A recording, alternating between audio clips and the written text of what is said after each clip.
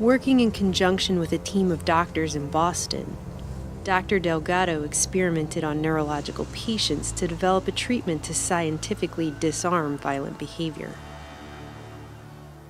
Doctors Vernon Mark and Frank Irvin were emerging stars on the psychosurgery scene, with claims that ghetto rioters were just the beginning, that millions could be suffering from some ambiguous, undiagnosed brain disease and turn violent, despite the fact that the brain remained little understood in its complex, interrelated functions. Each patient wears a stimosiever, which receives a signal via radio that stimulates electrodes in the brain. Meanwhile, electrical signals of brain activity are sent back by telemetry, while the patient moves freely through the hospital ward. It can't be missed that this work was the logical progression of the CIA's MKUltra Subproject 94 for the, quote, continuation of investigations on the remote directional control of activities in selected species of animals through miniaturized stimulating electrode implants in specific brain center areas. During this time, Dr. Delgado's work was funded by the Office of Naval Research, which was later exposed as a conduit for covert funding for the CIA's MKUltra projects. Officially, however, the contractor who carried out this research is still unknown to this day.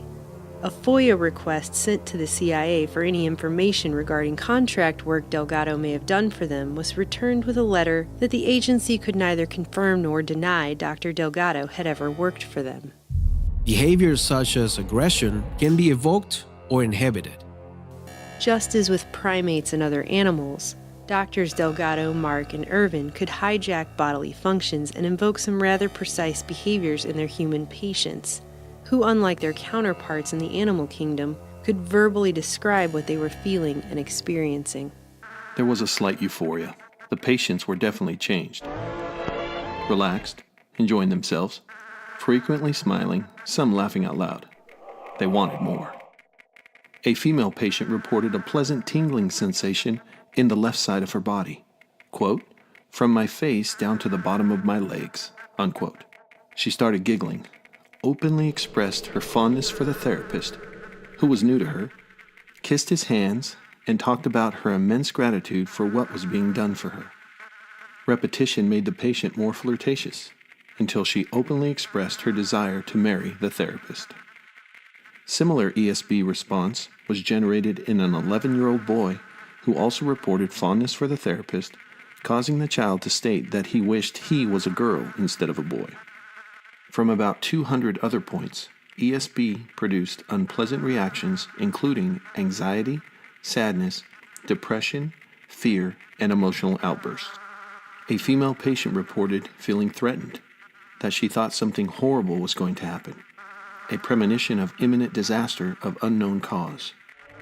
Some patients said they just felt as if their minds were blank or as if they had been drinking a lot of beer. Still others were overcome by uncontrollable rage. Dr. Frank Irvin would later describe how one could sit with one's hand on the knob and control the level of the patient's anxiety. Now, can you tell me if there's any change at all? In one of our patients, stimulation through implanted electrodes evoked a flexion of the right hand. When the patient was warned of the oncoming stimulation and was asked to try to keep his fingers extended, he could not prevent the evoked movement, and said, "I guess, doctor, that your electricity is stronger than my will." Curiously, many human patients, though aware of their treatments, were inclined to try and rationalize their actions when triggered by stimulation as though it were natural behavior. Electrical stimulation in one of our patients produced head turning and with a well-oriented sequence, as if the patient were looking for something. This stimulation was repeated 6 times over 2 days. The patient considered the evoked activity spontaneous and always offered a reasonable explanation for it.